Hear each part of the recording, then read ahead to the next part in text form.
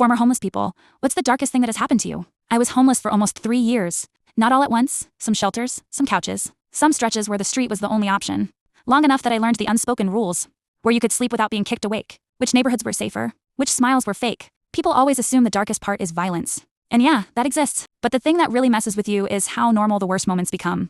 There was a winter where I stayed behind a strip of closed shops near a highway. It wasn't safe, but it was quiet. Fewer drunk people, fewer bored teenagers. That's where I met Ron. Ron was in his late 50s, maybe early 60s, former construction worker. Blew out his back, got addicted to pain meds, then everything unraveled. He still talked like he was working a job.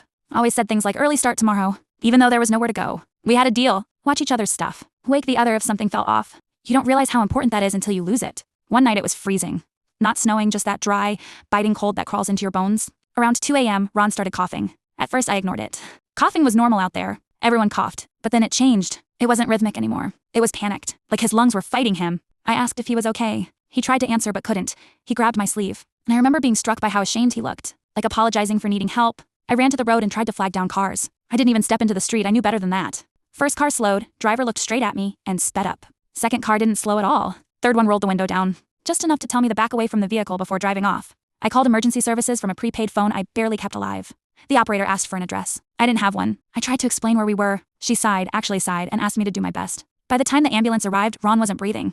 They loaded him up anyway. One of the paramedics asked if I knew his last name. I didn't. He nodded like that was expected. No one asked me anything else. The next morning, Ron's stuff was still there, backpack, blanket, boots, neatly lined up like he'd planned. To come back, people walked past it all day, stepped over it. Eventually, someone tossed everything into a dumpster. That was the first time I understood how fast a person can disappear. But it wasn't the last.